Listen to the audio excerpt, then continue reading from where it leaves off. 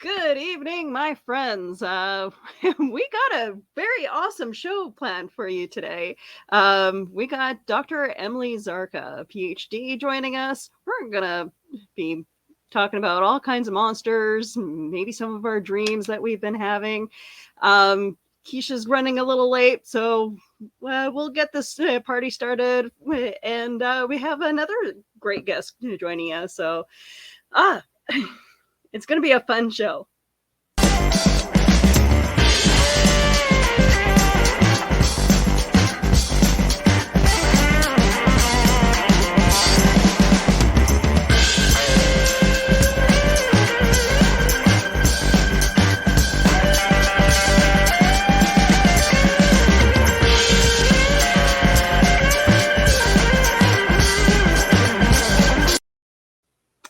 All right, and before we show our guest, I will have to say Heather isn't going to be joining us on Cryptic Crunch. She got picked up by another network, so I wish her very well. Great on her success. So I'm very proud of you, Heather. All right. So I needed a sexy co-host to join me, so I called up the Geek Gumshoe. Boom! Welcome to the B team. So thank you for joining me last minute. Glad to be here, even though basically I'm substituting for somebody that became wildly successful and bailed. So hey, you know what? She wanted it. She got it. So hey, you got to love that when somebody makes it and gets into something that they want to do, and when people want her to come and be part of their thing, that means that somebody's doing something right. So that's awesome. Yeah. So I hear that you're retiring soon from your. I am. For 26 and a half years, I have been a law enforcement officer. For 16 of that, I've been a detective, and I am about to retire from that, which is enormously scary, but it's something I've been looking for a while. And for a few years, I've been saying, hey, I can go anytime, and if the right thing comes along, I'm going to jump. And the right thing came along, and I'm jumping. So it's going to be an adventure. It's going to be exciting and scary all at the same time, but I'm really looking forward to it. Excellent. Well, our other co-host just jumped in right under the nose. There she is. Hi, Keisha. Oh, she's driving somewhere. Yes, I am running late. I'm running late, so I am trying to hop. She's racing to get home to be part of the show. You're coming in a little choppy. I think she went underneath the bridge. Yeah, she's in a tunnel or something. She's froze up. She doesn't even know we're talking about her at this point. We can say anything we want. We can't even read lips. Speaking sign language. All right, Keisha, we're going to bring you down just a little so that I can call up Dr. Emily Zarka. Hello, Emily. Hello. Thank you so much for having me. I hope I'm saying your last name right. You are. Luckily, it sounds exactly how it's spelled. Oh, fantastic. Mine does too, but nobody can ever say mine. So, What's yours? It's La Riviere. Okay, that's not too bad. Yeah, it's pronounced exactly like it's spelled, but if it's got more than 4 letters, people tend to freak out. People panic 100%. Yep. Oh yeah, no, we definitely lost Keisha. That's okay. She'll be back. She'll be back.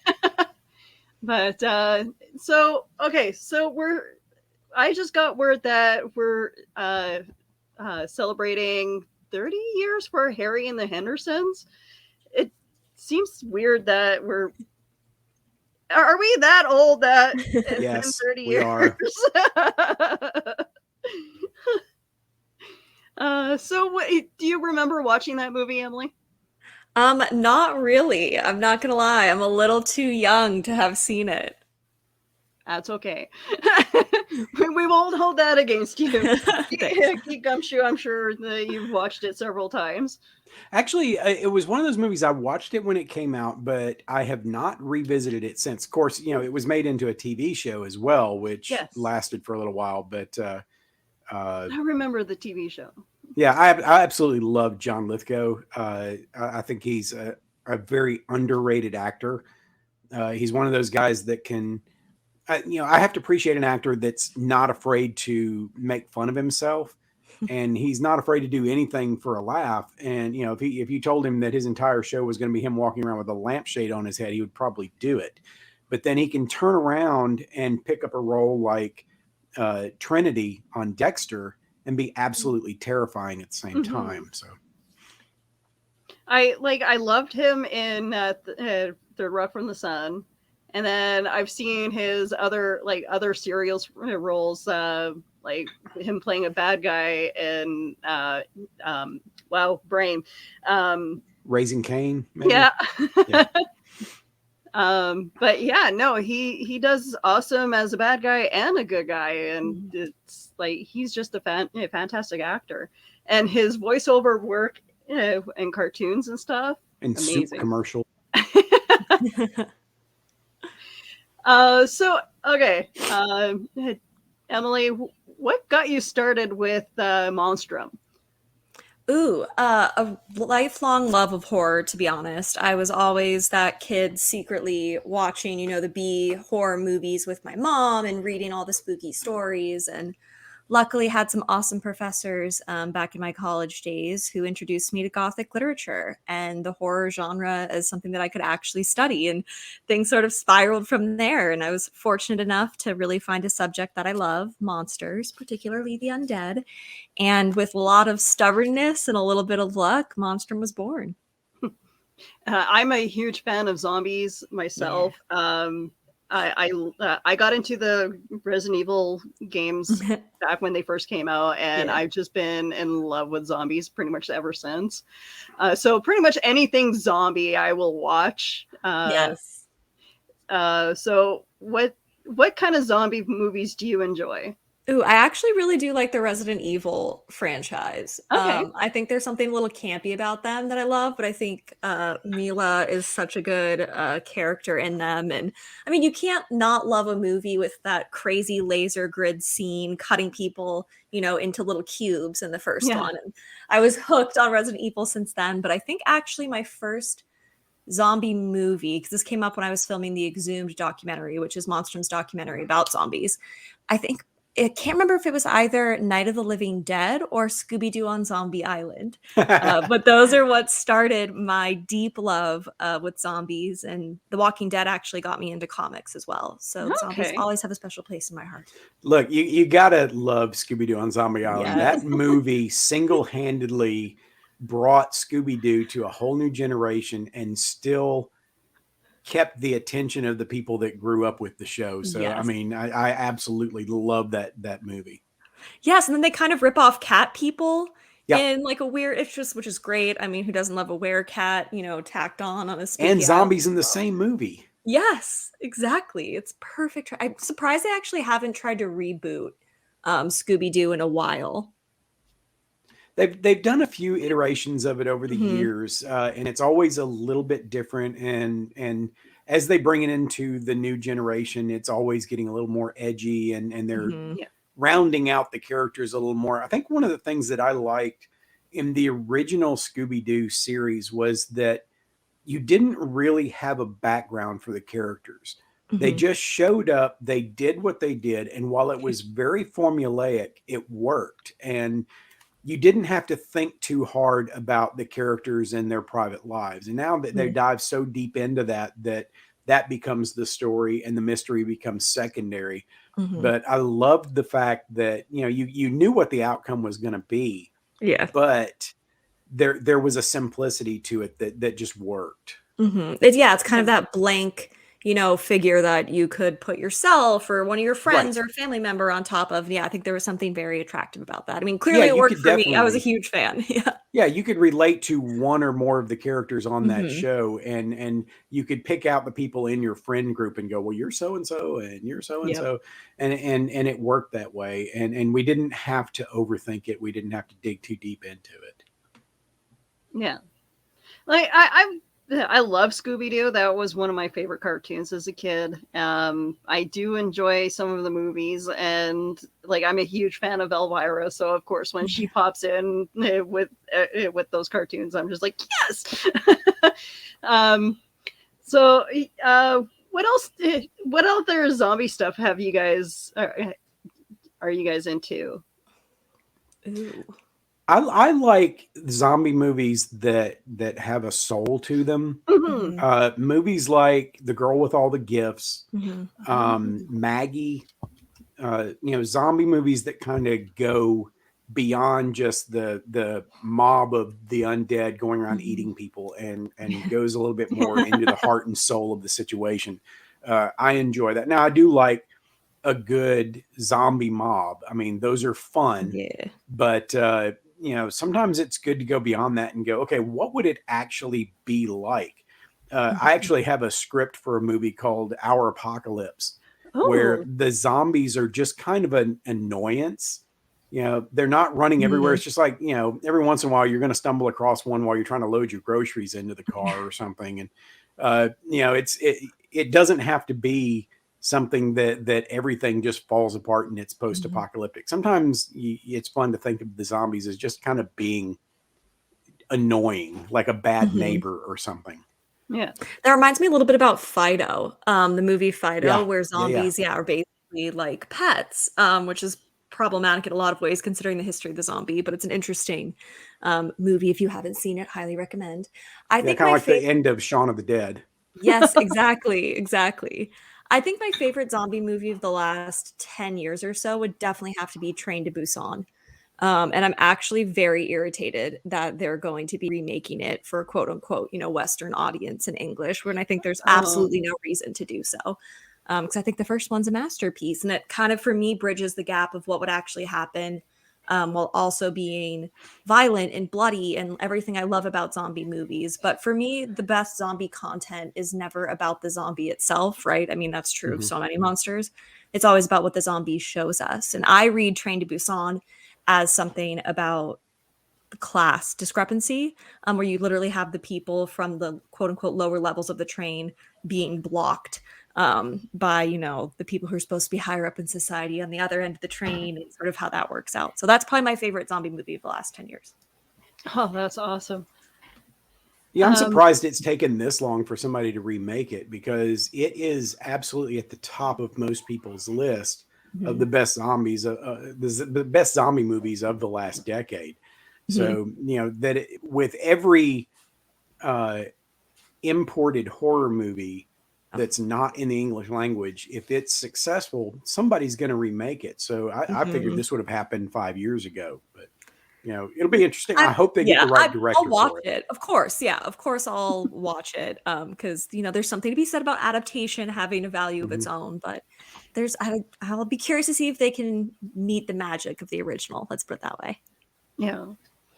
See, and then there's the classics like Night of the Living Dead. Yeah. That will always be like my go-to zombie movie, just to pop in, just if I'm in the mood for a zombie film.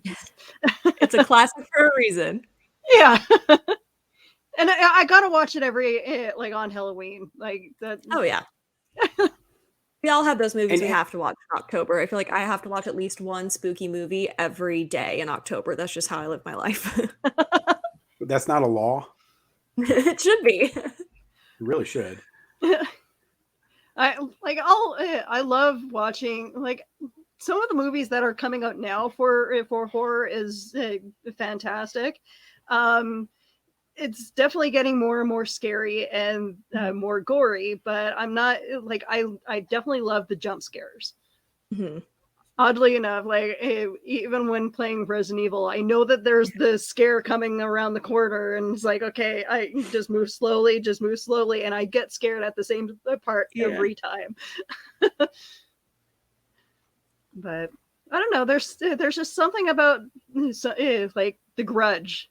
Like I my husband will not watch horror movies with me. Oh, really?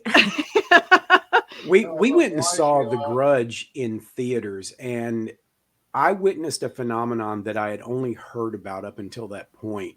We were watching the movie, and I started seeing people getting up and running out of the theater. Wow. And that was the kind of thing that you heard of like back in the days of the original Universal movie monsters movies, where people were passing out in the aisles, and Yeah. people were freaking out. They were getting up and running out. And that movie to me was such a, and talking about Asian remakes into American films, this was one where I felt like they did it right. But the movie itself played, I think it was so successful because it played on childhood fears. Most of the scenes in that movie were something straight out of your childhood fears, something under the bed or under the covers, something on the stairs. And the auditory sounds that you were getting were just overwhelming for some people. Yeah. And DL actually had to get up and walk out of the theater at one point because that sound, that little sound was really starting to get to her, and she had to kind of get up, step out for a second, and then come back. But that movie to me was so much fun to watch in a public setting because of the effect that it had on the people in the audience. Now, was there a movie that you guys, after watching it, you guys kind of kept the lights on in your house for a couple days after, or? The Grudge was kind of like that. Yeah. Mine is way more embarrassing than that, which I'm like ashamed. I've actually never admitted this, but I watched horror and sci-fi stuff since I was a little kid, and a lot of it didn't bother me for some reason. But what actually traumatized me as a child was Don't Look Under the Bed, the Disney movie. Like a Disney Channel original movie. It's not that scary, but there was what I remember, I don't remember anything about the plot. All I remember is that the only way to protect yourself from the boogeyman was to sleep with your covers completely over your head. So I slept with my covers over my head for an embarrassingly long period of time in my life. I was watching all these other things like Salem's Lot and like whatever, and that didn't freak me out. But there was something about that stupid Disney Channel movie that got to me. Disney had a way of doing that. Like I remember watching Darby O'Gill and the Little People as a little kid, and the Banshees scared the crap out of me. Yeah, I wish Disney would lean more into horror. Yeah. That wasn't even really designed to be a horror movie, but the Banshees were just scary as all get out. So, but Disney toe the line a lot with the introductions of their villains. Like the Ursula one sticks out. The one from the Frog Princess sticks out, whose name is the Shadow Man. Yeah, there's some really creepy stuff in Disney that I don't. Which I guess if you look back at Grimm's fairy tales and where some of it's based, makes sense. But Disney should lean more into horror. That's my hot take. I feel like if they ever did a straight up horror film, it would probably be horrifying. Yeah, Maleficent was pretty on like par with it, and even Cruella. Like, come on, like these villains back in the day were extremely horrifying. Well, if you remember back in the either late 70s or early 80s, Disney made a sci-fi movie called The Black Hole. It was a direct ripoff of Star Wars, but it contained some absolutely scary scenes. The robot with the spinning blades that would gut people. Oh my God. And they didn't show it, but you knew it was happening. And that was one of those movies where the Disney executives kind of started looking at it and going, is this really the direction that we want to go? Because this is a bit on the intense side. And they kind of backed off of that for a while. They didn't do anything else like that for a minute. But, now, of course, with Disney Plus, we're starting to see them experiment a lot more with more adult content. There she is. Hello. Hi. Hello. I did not mean to be late. That's okay. Family emergency. Oh no. Also known as my husband needed food. That's an emergency. Like he did looked at me in the eye and he goes, I haven't eaten all day. Oh no. I need food. And I was like, I got my show. And he's like, well, you're going to have to let them know you're going to be a couple minutes late. And I was like, okay. Okay. He can drive and he has money. Look, with the we lead in like that, we I've were got to out ask, of what did he have town. for dinner? That was gonna be my question. Nuggies. What did you bring? Nuggies and fries. Nuggies. Oh, okay. Yeah. Obviously, I'm a good cook. Wow. I got myself coffee because life, yo. All right, we're okay. I guess we shouldn't be plugging where you got the coffee from, but You can't tell by. Oh wait, you can tell by that side. There we go. Is Oh, it a it's place good. that you're really familiar with there, Willow? It looks like a frappuccino from a certain place that has a siren on it. But Maybe. I don't know. No, I'm no, not so it's sure. not actually. It's from a different place because we're too cheap for the other place. Oh, okay. Unless I get family discounts, Willow. I could try. Okay. We'll work on that. So, guys, I was watching the show because I did not have enough reception to hop on. I tried that. It did not work. We were there. Did you guys see all my beautiful faces I was making off screen? Because if not, you missed out. Because I was like, no, Carl's Okay. definitely gonna be the one putting those up later. thanks, Carl. Yes. So I was listening behind the scenes as much as I could between. Excellent. So I'm kind of caught up a little bit. We were talking about scary movies. Scary Right. movies, zombies. Yes. Okay, I love all of those all the things. good stuff. So What's your favorite scary movie? ooh, you know what? My favorite scary movie is probably any of them. No, I love scary movies, but Rose Red. Okay. I There would you go go. with that one because that one terrified me to no end when I was younger, and now I'm obsessed with it. Like Yeah, Rose Red was a miniseries, wasn't it? Mm-hmm. it was, Thought so. yeah, but they put it on when I watched it. It was on VHS, and it was like a few hour long VHS, Right. and I just sat there and I'd be like, I had nightmares about Yeah. the people, the deformed people that were in the movie, had Mhm. nightmares, reoccurring nightmares for like most of my childhood. And now I'm like, this is my jam. I love this. Thank you. It's like now that's what you watch to go to sleep to. Yeah. Yes. So House of a Thousand Corpses, I actually did that too. When I was younger, Okay. I used to watch that movie to go to sleep. And that Wow. sounds really weird.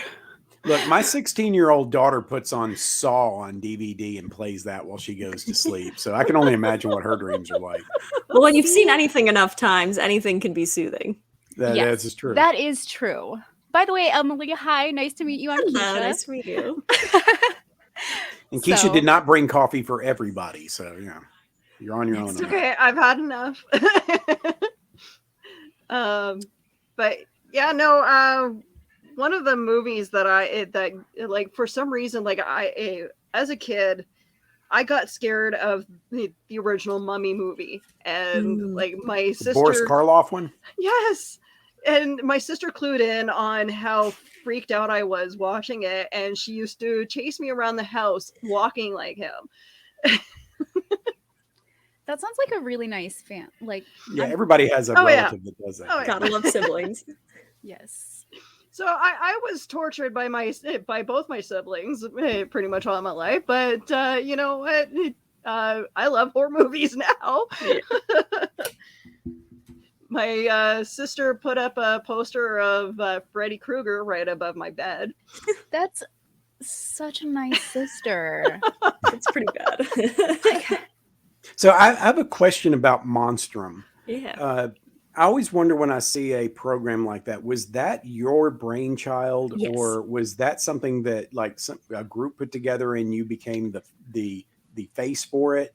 How did that come about? No, that is 100% me. That is my Frankensteinian creation. So I actually Nice. pitched Monstrum to PBS. Lucky enough, they gave me, 15 minutes, and that they were looking for humanities content for their online, sort of side, which they didn't really have a whole lot of yet at PBS Digital Studios. So I kind of came in at the right time, but I think what made it successful was obviously my PhD in Gothic literature, and monsters helped. But I'm just so passionate about the subject. And I do remember that I pitched that I want to do for monsters what Anthony Bourdain did for food. And Nice. try to show it as this way of people to actually talk to one another in smart ways that are approachable and not just make it all about the scary stuff. Although, that being said, whenever I can get a little extra blood splatter in our illustrations, I'm all about it. But What's life without a little blood splatter, right? Exactly. No, I'm lucky enough to be the creator, writer, and host of Monster. What was the first topic? The first one we ever did was dragons, European dragons specifically. So Monstrum actually evolved as part of PBS had a project in 2018 called The Great American Read that was really about inspiring people to read the same books or the certain list of books and vote on their favorite. And so Monstrum actually started on Facebook Watch, I believe. So we started with dragons and some of the other classics like Frankenstein's monster. And then I've always, since the very beginning of the show, I wanted to make sure that we were shedding light on cultures and monsters that weren't as prevalent in global popular culture, and particularly for Western audiences. I wanted to do something different. And with that being one of the mission statements, when we got the YouTube channel, I just dove right into doing some of the more obscure things. And it's evolved since then. And I'm just really fortunate that so many people have responded to Monstrum as well as they have. Well, now PBS is not. It's far from your traditional network setting. So, did they exercise a certain level of control over what you were covering, or did you just come to them and say, "Okay, the next episode is going to be this," and you just kind of delivered the product? I have the absolute pleasure and privilege of working with my production company, Spotson, who I film with, and who's sort of my editing team and my creative team. And they're located in Austin, Texas, and PBS set me up with them. Thankfully, they're lovely. They're like my work family. I appreciate them so much. And I really would say Monstrum is a collaborative effort. Yes, I'm the one that usually comes up with maybe the initial list of monster topics that I want to cover for, the next shoot or the season. But we work together a lot, and we have an amazing illustrator, Samuel Allen, who myself and my creative director and director David, we work with him to make sure that we're getting, what we feel like are accurate illustrations of the monsters, or at least that they're in the spirit of the show and the original source content. So I do have quite a bit of creative control, which I'm very fortunate about. But a lot of the magic from the show comes from all these different voices that we're adding to it, including bringing in experts besides myself into the episodes, which is something we started doing more heavily in the last couple seasons. That's been really beneficial as well. So have you ever had one that they said, no, we're not going to go that way? No, definitely not. Again, I think after the first season of Monstrum was so successful, they kind of trusted me and trusted the team that what we're doing is working.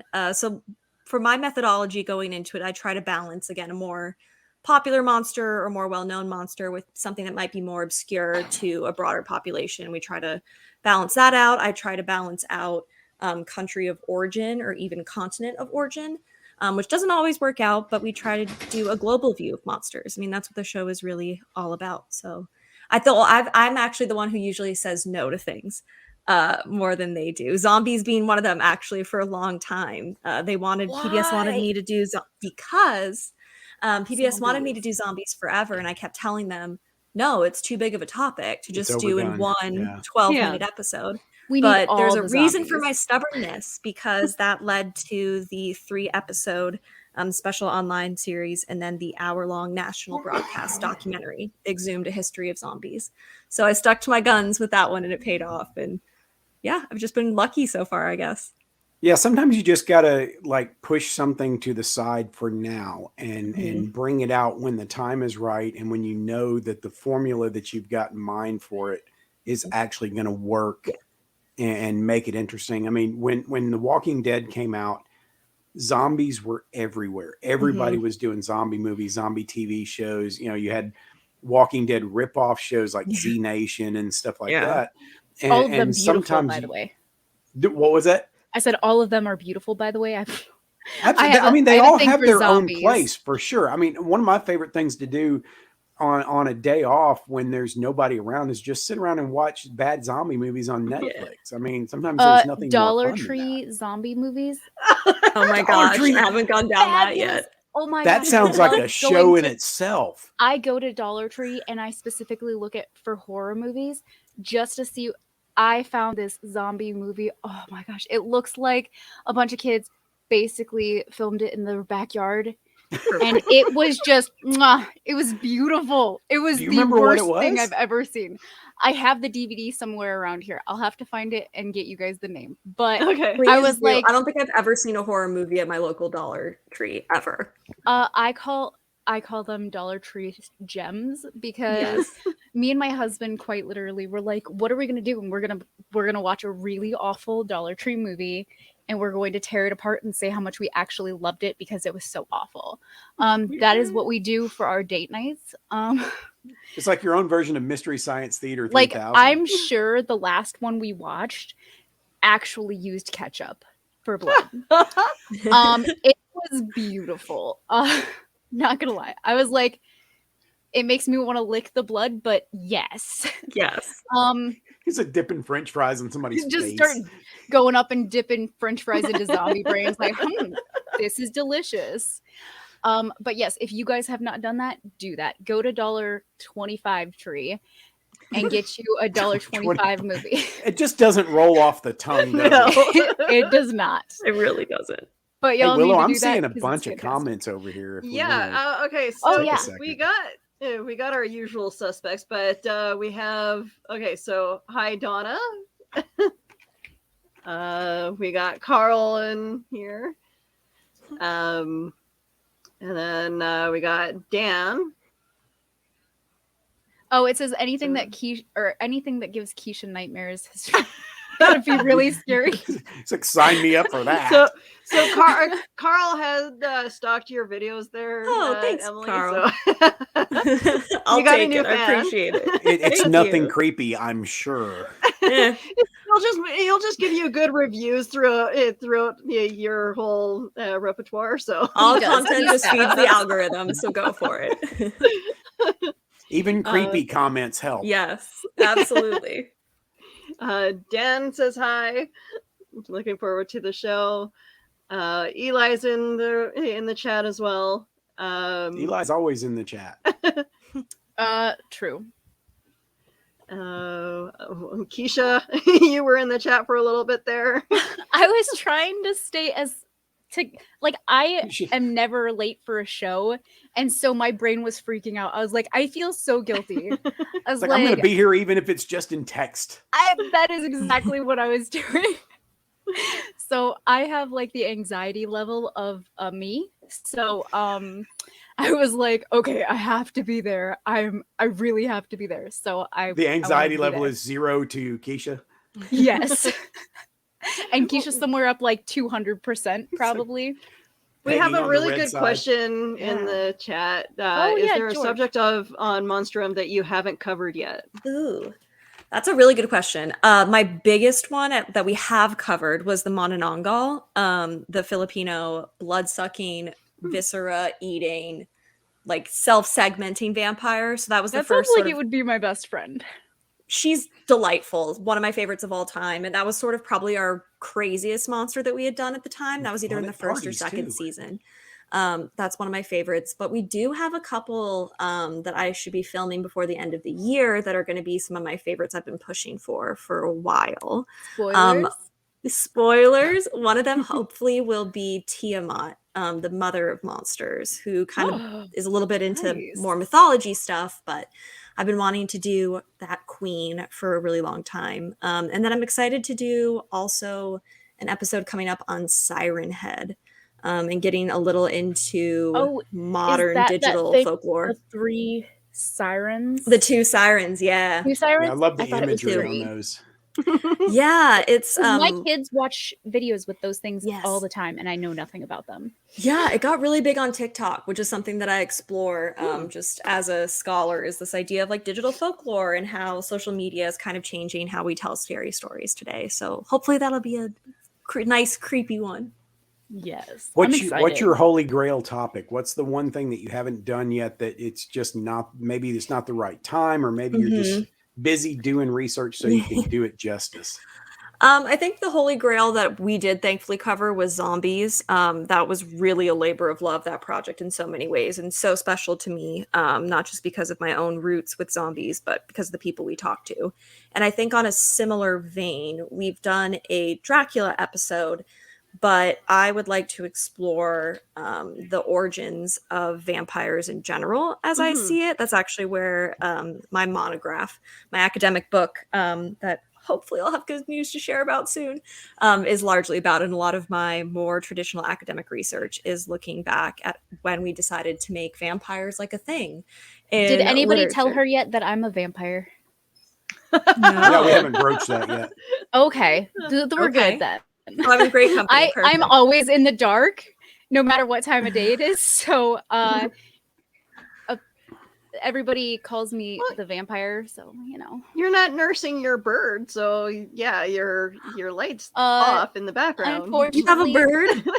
I actually have a couple right now. So I had a pet owl this morning. Just this We could go morning? way off topic here. I'm a huge bird lady. Okay. So it was a great horned owl, I believe they're called. It got into my chicken coop and ate one of my turkeys and one of my guineas. But it was a cute, and we named it Love. So we got After it out it and butchered set it your free. animals, name it Love. I mean, that works. So. I told my daughter it was because it loved our turkey Ani so To much death. that it ate it. Loved it too Yes. hard. So I also It's a have stalker. behind me I have a cedar waxwing. Okay. Mhm. So it was injured on the road, and I was like, come here, I love you, get better. So I'm currently nursing it back to life right now. It's almost ready to get let go and be free. I did get a baby, I believe it was a robin, or no, it was a sparrow. Okay. Last They're great week, eaters. but Yep. it was only a day old, or it was barely a day old when it fell out of the nest, and I was feeding it. I fed it for 3 days until it decided to crawl out of the nest and break its neck. Poor thing. I fed that thing every half hour for 3 days, guys. Oh, jeez. And then it went Welcome and to hurt the itself, Happy Stories Hour. and I was like, ugh. No, I used to I volunteered for years at a local wildlife rescue taking care of orphaned and abandoned baby birds. So I know the trials and tribulations and having to feed baby It's so hummingbirds the sad. size of jelly beans every 15 minutes, a single drop of nectar. And Oh my gosh. It was crazy. And then when it passed away, my daughter was heartbroken. Of course. So we had a funeral for it, like a normal person. Yeah. Duh. But yes, so we've had a lot of birds going on lately. So Emily, if you ever want to talk birds, let me know, because I have guineas, Anytime. turkeys, chickens, ducks. I live on a farm. Okay. I just So love birds. I only have one. I have a cockatiel, but Aw. he's- My in-laws collect birds, so they have cockatiels, parakeets. They have doves. Yep. They basically they have like a bajillion finches. Any bird you can get, they have. Yeah, I grew up kind of breeding birds like finches and stuff for fun with my dad, and like with an aviary and all that stuff. So that's so cool. Yeah, we haven't done a lot of bird monsters on Monstrum, but when I can do them, if it's the griffin or something, I get really excited. Yeah, my brain was like, Carl was just bird saying monsters? the Griffin program was touching, Carl said. So. Thanks, Carl. Yeah, which apparently more people are into griffins than I thought, but I think also no one picked up on some of my sarcasm in that episode, which is fine. No one did in sharks either. I'm not funny on command. This is something we joke about with the my production team and I all the time. They'd be like, "Oh, let's put jokes in," and I was like, "Let's not," because I'm not an actress. But my weirdness, if it makes you feel any better, I would be the same way. Also, I have very dark humor, so people would be like, wait a second, is she really talking about eating somebody's insides, or is that a joke? It's probably a joke.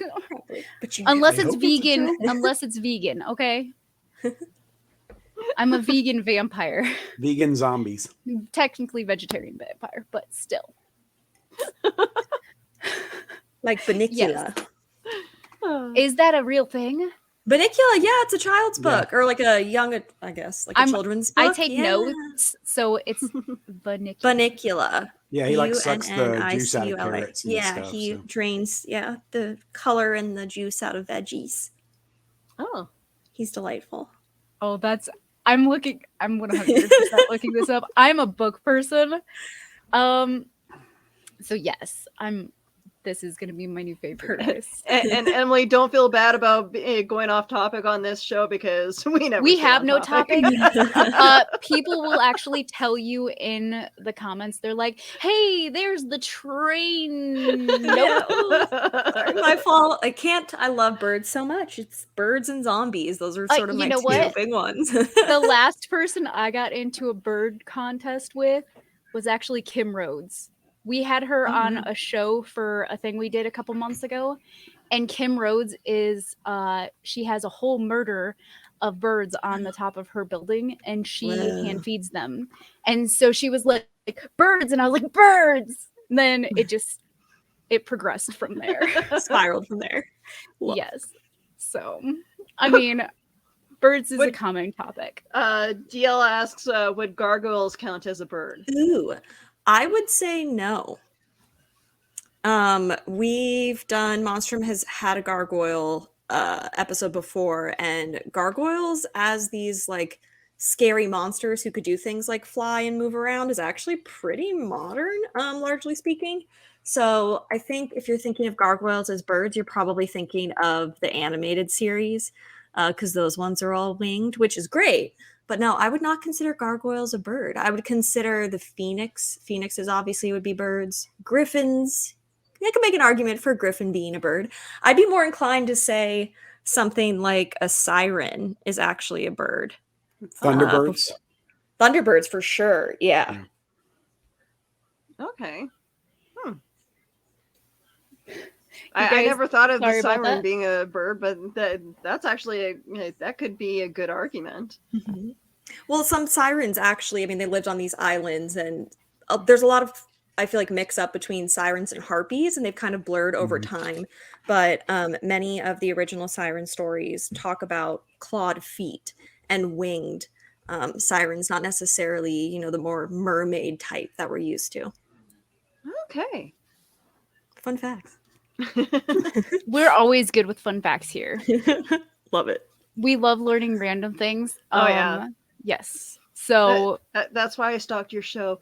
Perfect. Love to hear it. I think it was like when we were doing the Irish monster show. Okay. We all picked our own little thing, and I went down the rabbit hole with your show, and I'm just like, the Yeti hole. The Yeti hole. We call it the Yeti hole here. We actually have a hashtag. It's the Flaming Yeti hole. That's really funny. Flaming Yeti hole. Yes. So that is the actual alcohol beverage that transpired from the Yeti hole. Oh, okay. So that was from the Yeti episode. We did that last year, didn't we? The Yeti episode around winter time, yeah. Mm-hmm. Yeah.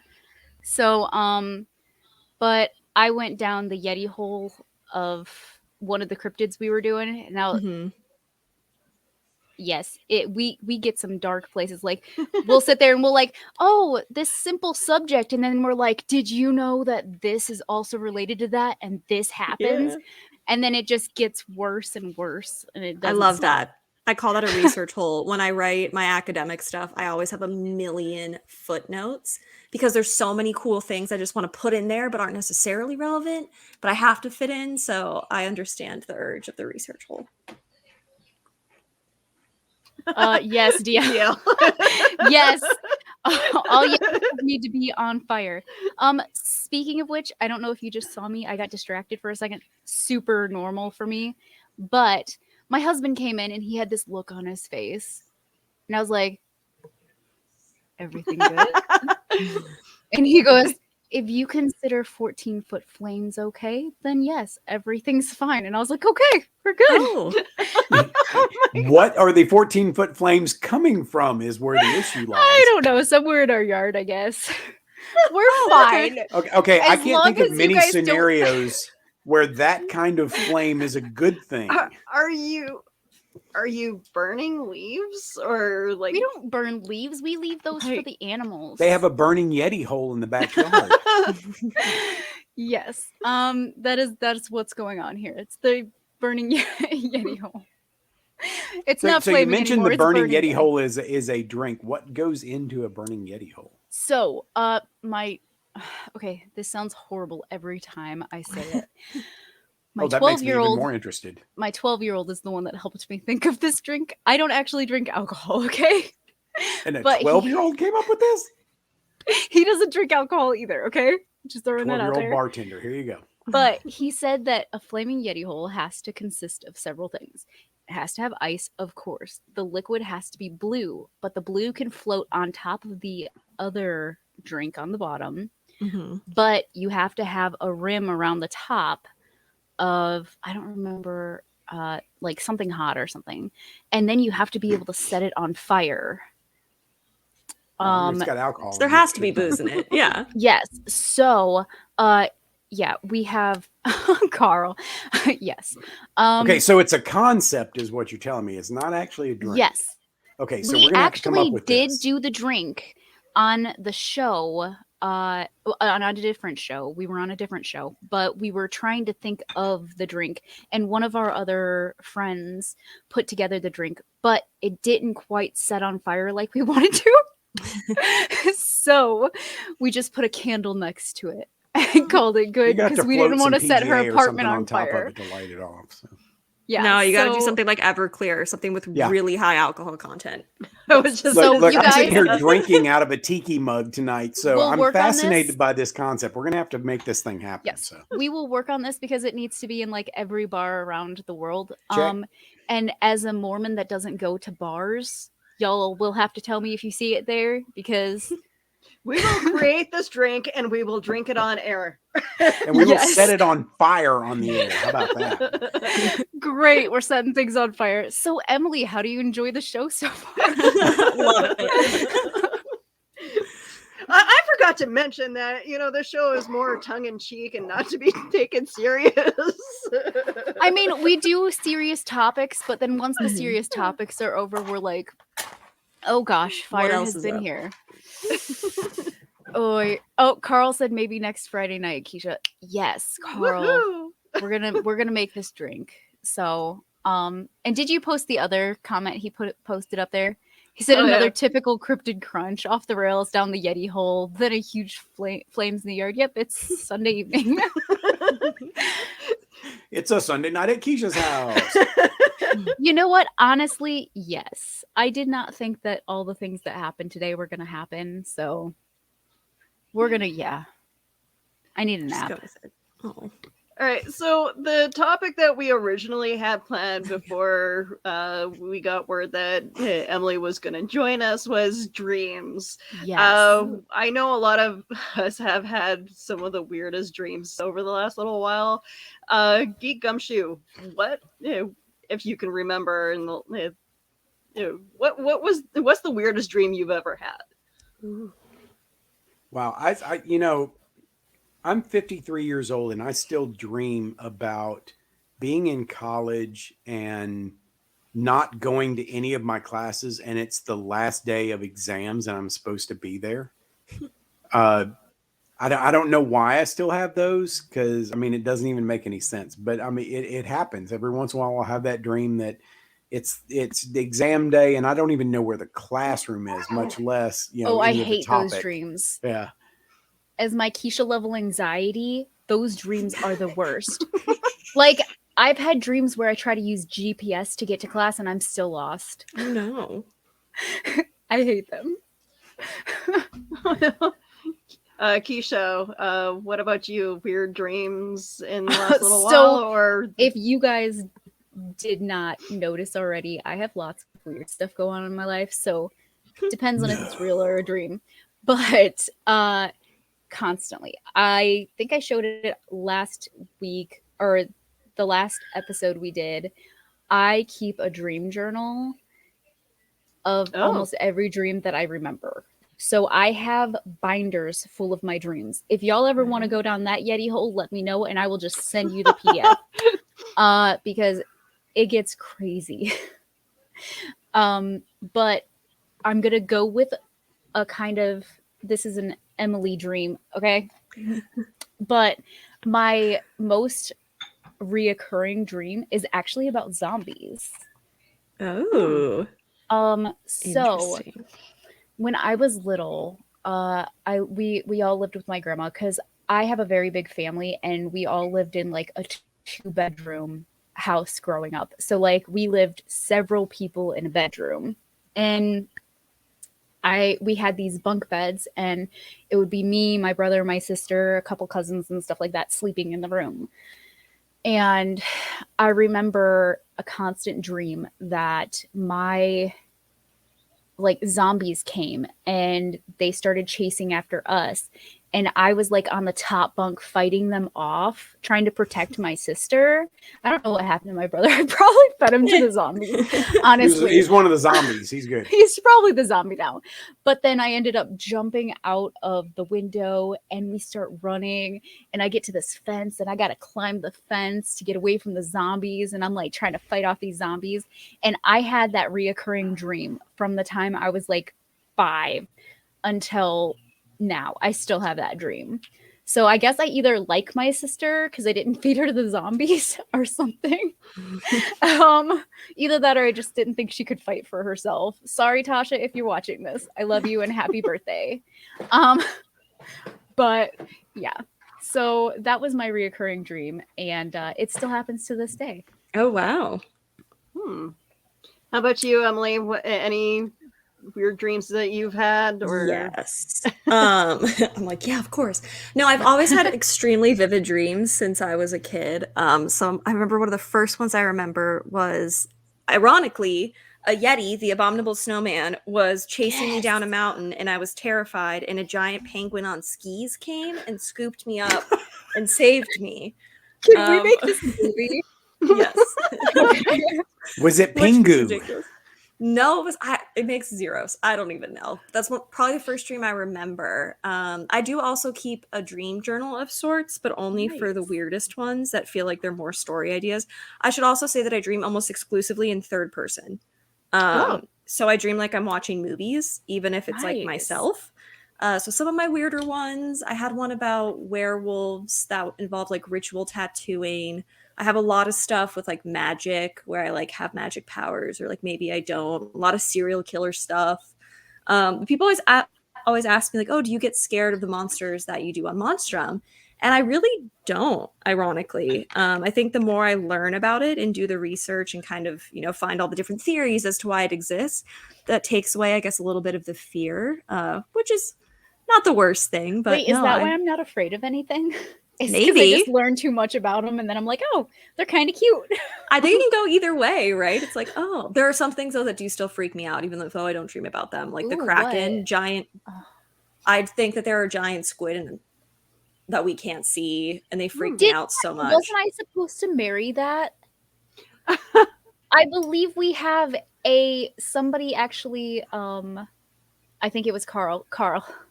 Correct me if I'm wrong, but I believe he actually photoshopped me and the Kraken together as a couple. How very down the aisle. My mind goes a couple of different places with that one. Cthulhu and then also hentai, but okay. That sounds like a TLC show waiting to happen right there. You know what? I can see that. Yes. Let's make it happen. I don't think PBS would go for that though. I want to marry the Kraken. But yeah, I think I said something about I loved him or something like that, and that I would definitely want to meet him. And the marriage of the Kraken and Keisha. Yeah, so it was the Kraken. There is photos of it online. And those are forever. Yes, there. I also supposedly I found love with Mothman. We also had one of our fans, not mentioning any names. I married Mothman. So thank you to our followers for all of those lovely pictures, by the way. For making you marry cryptids. Perfect. That's true. Oh no. But y'all keep talking about these dream journals. I've been watching the the Johnny Depp and Amber Heard trial, and I just Oh, feel yeah. like that dream journal would show up in court at some point going, well, this is what you dreamed about on this date. Hey, you want to explain that? No, I really don't. I don't want to talk about it. Do you really want me to explain that? Because Oh man, I'm like to explain what dreams mean to me just is so bizarre because I've had this one dream where that is so cute. I love it. He wants to where marry you, Keisha. I'm down. I was waiting for our bus, and as I was waiting, I guess like I was already pregnant or something, and my stomach just kept going bigger and bigger, and it was like an alien trying to push its way out. You can actually see like the hand. I love and those the dreams. head, and and trying to get people to help me, and people kept walking by or running away. And I'm like, okay, so I looked up what the dream meant just because it was so bizarre.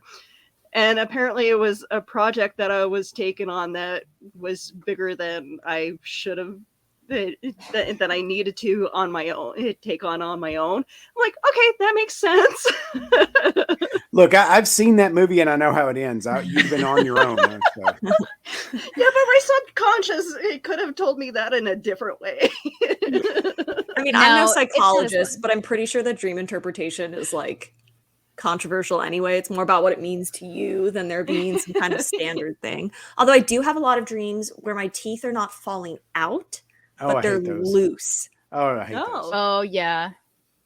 And it's awful because I know they're going to fall out. Are we good? Yes, I do that all the time. I'm like, they're still there, right? Okay. That and I have dreams too where I have like a mouthful of gum and it's like my entire mouth is full of it and I'm trying to pull it out and I can't get the gum out of my mouth. Oh. You know what? Yeah, I had that bizarre. dream too. But Really? I didn't think it was gum. I thought it was something else. But it just doesn't end. And then you can't ever get it out of there. It's just like your entire mouth is full of it and you pull it and pull it and pull it. My and it teeth. Yeah. Like I'm sitting there and I'm like, wait a second, why is this not coming out? By the way, Carl, I can't wait to see all of the beautiful screenshots you're going to take of tonight's show. So thank you in advance. I just hope that there's some psychologist out there that's going to like message us and go, here's what your dream about the gum thing is about. Yeah. Help us out a little bit. Give us some free advice. Free advice, psychological help. That one might be good. We need maybe it's my dreams going, you need to shut up sometimes. Yeah. No, never. All right. So my last question for the evening is what everybody has their own particular circle of hell. Mine, for some reason, is timers that go off, and I can't find out where they are. I work at a Starbucks, and there's timers going off almost every few minutes, and I hate the sound of timers going off. So yeah, that would definitely be my circle of hell. So I have really, if you guys can't tell, I have ADHD, like hardcore. And so in order to keep my ADHD in check, I have timers set like almost every hour of the day, every half hour, with reminders of what I'm supposed to be doing, because I do not remember, even if I do the same thing every day. So your hell is literally my daily life. Oh my God. I that would drive me insane. Oh yeah. So what about you, Emily? Oh, that's a hard one. One of my biggest pet peeves is when people leave cabinet doors or drawers open. So if that happening continuously, me closing them and that still not working would probably be up there. But this probably makes a lot of sense given that I'm a professor and a YouTube educator, but probably talking and no one listening to me for like the rest of eternity. Like no one just hears me forever would be awful. Oh yeah. Oh God. I hate that. I could literally be talking to someone at work and they'll just be like, they'll walk away and just like, and I'm talking to myself. Just that for the rest of your life. Actually, for eternity, because it'd be hell. So just that forever would be. Y'all, honestly, the silence that I would get from that sounds beautiful. I think it's from having kids and a husband. Like my brain is like, wait a second. You know, for me, it doesn't sound too bad.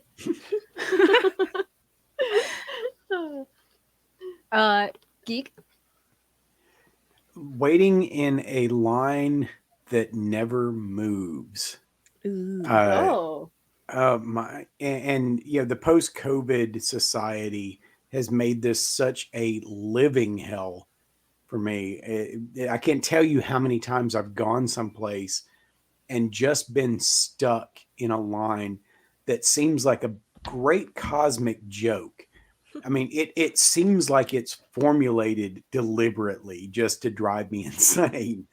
You get in a drive-through line someplace and it never moves, or you're stuck in that line at Walmart that never wants to go anywhere. And that to me is the seventh level of hell, is just being in that position where you don't know when it's going to move. You can't figure out why it won't move, but it's just not going anywhere. And that to me is just the epitome of insanity and the thing that drives me the craziest. And I feel sometimes like I'm looking around going, am I dead?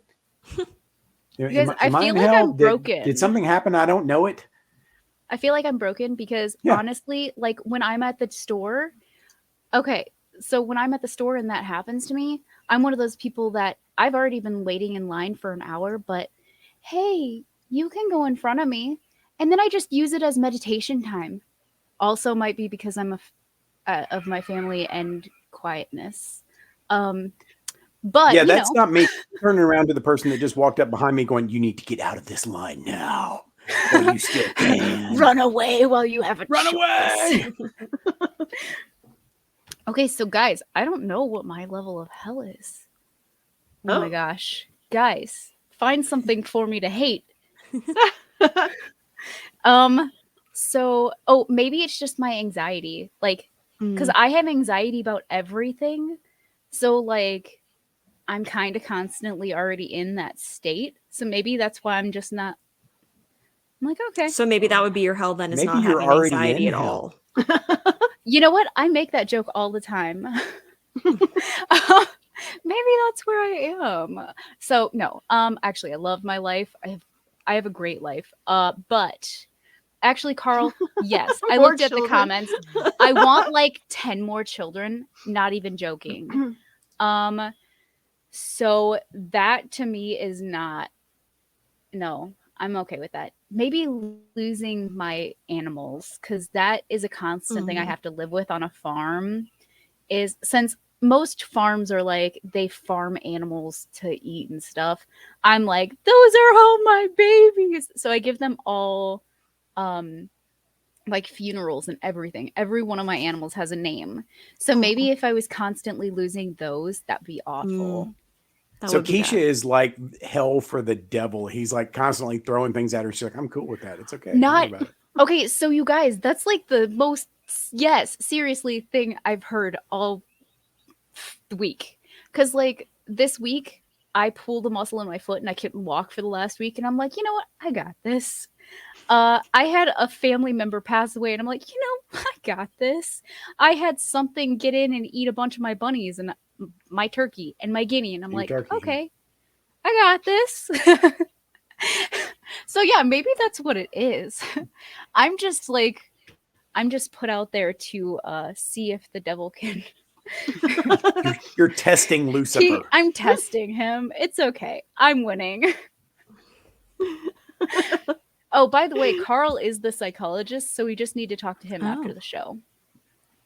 One of our viewers is a psychologist. He worked in psychology for a really long time. So, yeah. So maybe we shouldn't be airing our dirty laundry here. Oh no, he already psychoanalyzes me to like constantly, and I love it. Go ahead. What's the next thing for Monstrum? What are we looking forward to coming out next? Oh my gosh, this is so embarrassing. I'm trying to think off the top of my head what is. Oh yes, our next one is actually we're gonna have a collaboration with another show called Subcultured. We're looking at alien abduction and greys. Yes, big greys. Yeah, We've done Martians before, but we haven't done Greys, so that's coming up next on Monstrum. Nice. Very cool. Looking forward to that. All right, so it's 5 minutes past the hour. I guess we should say goodbye, but I really don't want to. That's We okay. could just move in Emily, and stay. I Emily, mean- if you would like to stay, we quite literally talk for like an hour after. No, but so yeah, Willow. So okay, where can we find you, Geek Gumshoe, on social media? I am on YouTube and on the Instagram at Geek Gumshoe. You can just kind of go look for me there and find me. Hopefully, we will have some new case files of the Geek Gumshoe episode coming out very soon for the Back of the Cereal Box Network. So look for that coming before too much longer. Yay. And that's about it for me. All right. Keisha, where can we find you? And how's your book sales going, by the way?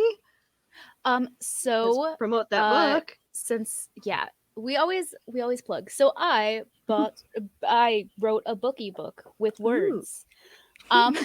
Congratulations. So if you guys like murder and cute dogs, read this.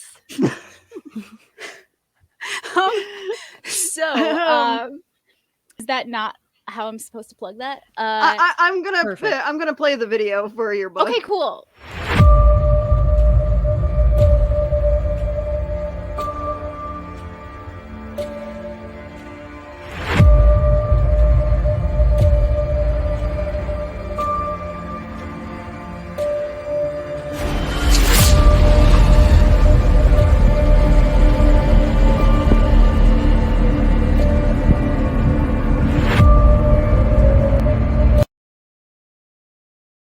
Yeah, all right.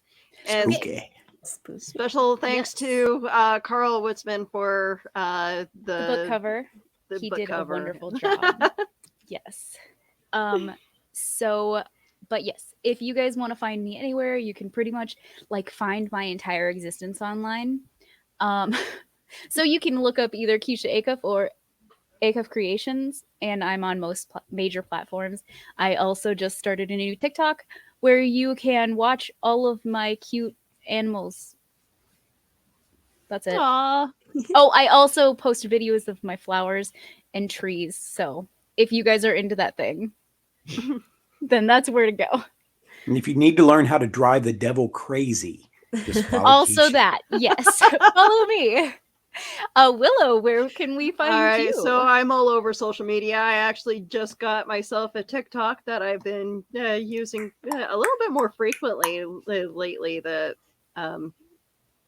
Instagram. Weird. But yeah, no, you can definitely find me Facebook, YouTube,